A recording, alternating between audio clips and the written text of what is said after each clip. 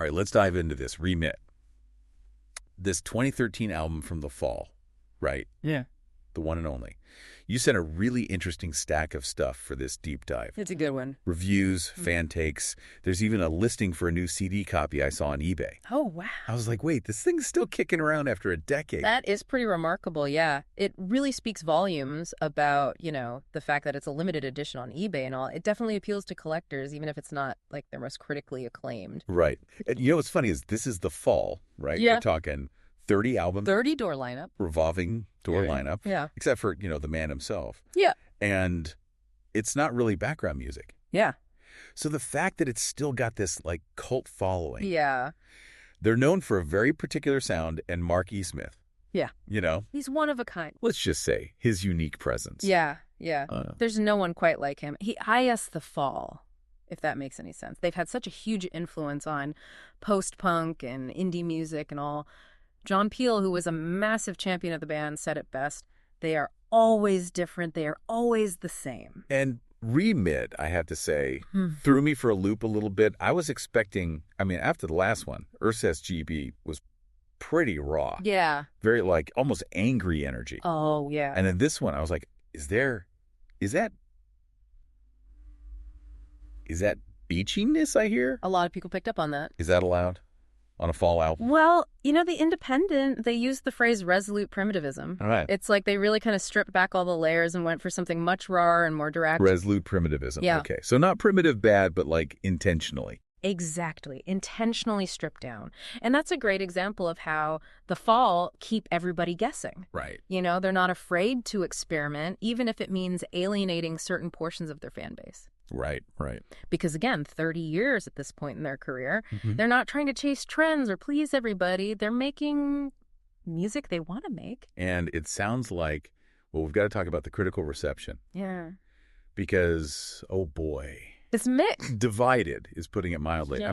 We're getting everything from generally favorable to comparing Mark E. Smith to like a junk Jim Morrison. Ow. I don't know if that's... It's polarizing. They elicit such strong reactions. Some people love the sort of rawness and immediacy, you know what I mean? Others just find it sloppy or uninspired. It's just personal taste. Your tolerance for Smith's particular brand of chaos. And speaking of chaos, I do want to talk about the man himself for a second. Because we have to. This is a guy who, and this is in one of the Rate Your Music entries, he was described as a toad goblin on stage. Yeah. Honestly, that might be the best description I've ever read. That is strangely accurate, though. Yeah. He cultivated this persona, deliberately provocative, almost willfully obscure. Yeah.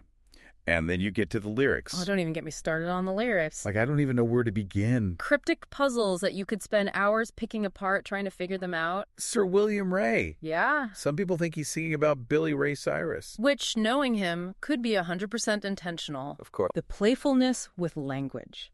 Layering these meanings and leaving them open to your interpretation. Okay.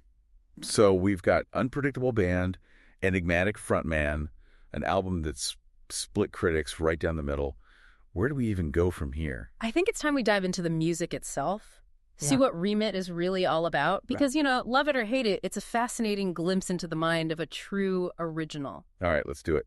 A lot of reviewers have mentioned, I think it's Hit Hype Man as like a standout track. Okay. What is it about this song? Because that's one that I keep seeing pop up. Yeah. It's got this driving bass line. Yeah. Almost menacing, makes you bob your head. Yeah. Like nervously. Yeah. And then the lyrics are about like a Hit-Eyed man coming back from the dead. Right. Like it's peak Mark E. Smith in a way. Totally. And what's interesting about that? It ties back to that whole resolute primitivism thing we were just talking about. Yeah. It's got that raw, stripped down feel. Like a primal scream. Exactly. Which, yeah. When you think about it, not too far off from like Toad Goblin on stage. True.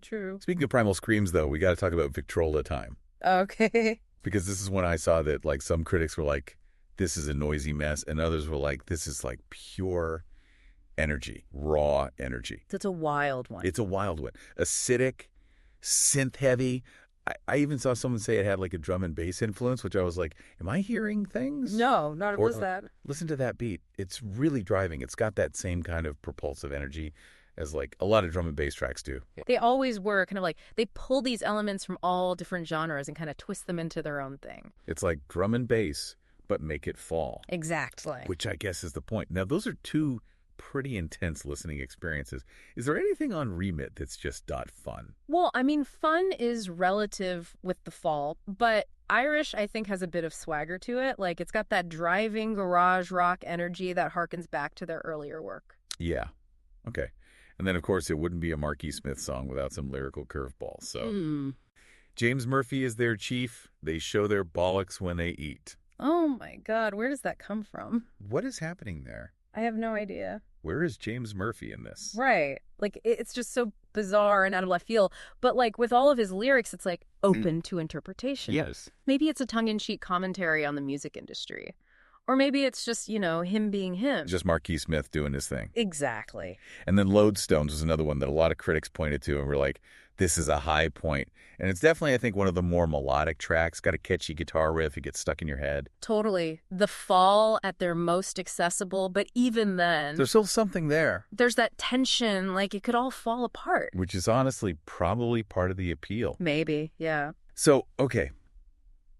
We've got 4 very different tracks. We've got dark, gothic Hittite man, synth-heavy Victrola time, garage rock, swagger, Yeah. Irish, Yeah. and surprisingly catchy Lodestones. And we can't forget those instrumental interludes. Oh, right. Specs. Intro and pre-MDMA years. They're like these little textural elements on the album. Yeah. It kind of like breaks it up a little bit. A little palate cleanser. See a second to like... Yeah. Yeah. Okay, so we've talked about the critical reception. We've talked about the musical style. We've even talked about Marquis Smith's, you know, eccentricities. But for the listener out there, should they listen to Remit? That's the million-dollar question. And honestly, I think it really just depends. On what you're looking for? Yeah. What are you looking to get out of this experience? It's not exactly like background music. Right. You have to be in the mood for some. The Fall. Exactly. If you are intrigued by a band that consistently pushes boundaries and refuses to be pigeonholed, Yeah. then I think it's worth checking out. At least to try to decipher some of those lyrics. Exactly. And speaking of which, you know, you mentioned that eBay listing. Oh, Yeah. At the beginning. Yeah. It's a limited edition, so people are still buying this album Yeah. after all these years. Yeah. What do you think it is about Remit that still resonates? I mean, it's the Fall. It's the Fall. Like, that's already, even a minor Fall album is still an event. There's a certain amount of, like, cachet, I think, that comes with owning it. Yeah. But also, I kind of wonder, it's that rawness, Yeah. that immediacy, maybe. I mean, I also think it being such a departure, it's familiar, Yeah. but different. Yeah. And that's a really interesting combination. It's true. And it's a reminder that even after 30 years, they were not resting on their laurels. Right. Still experimenting, trying new things, challenging their listeners. Right. And speaking of challenging, you threw us for a loop with this TomBolton.net. Oh, yeah. No context, just a URL. Yeah. So I did some digging. Oh, no. And it is not what I was expecting. We're going to get into that, though, after a very quick break. Don't go anywhere. Okay. Okay, so TomBolton.net. This was a teacher IP. I know, right? You left us hanging. What'd you find? Okay, so Tom Bolton, not a music blogger, not like, you know, some Fall super fan with like an encyclopedia of B-sides in his basement. Okay, all right. He's a sculptor, an artist, Really? works with metal, wood, like found objects, big, huge pieces, a lot of them abstract. Yeah.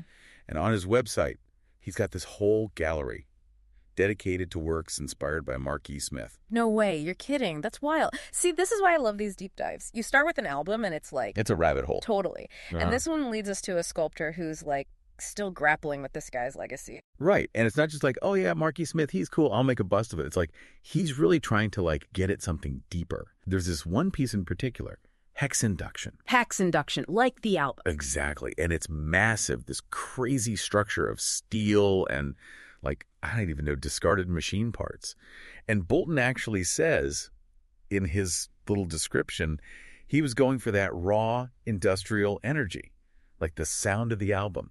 but in physical form. Wow. Okay, so that brings us back to something we've been dancing around this whole time. It's like, love him or hate him, Marky Smith got under your skin, right? Like, that's art, I think. Whether it's a song, a sculpture, it makes you feel something. Even if it's just, what is this? Get it away from me. Exactly. And that's what I love about all this. We started with your pile of remix stuff, reviews, what fans were saying, a random eBay auction. Which, who knew, by the way? Right. And it led to this whole other thing. I mean, we could go find a Tom Bolton sculpture. That could be our next deep dive. Let's do it. Right. So if you're out there and you listened to Remit, maybe you felt a little, I don't know, overwhelmed. Maybe it wasn't your cup of tea. That's okay. It has 29 other albums. Exactly. This band is a puzzle box.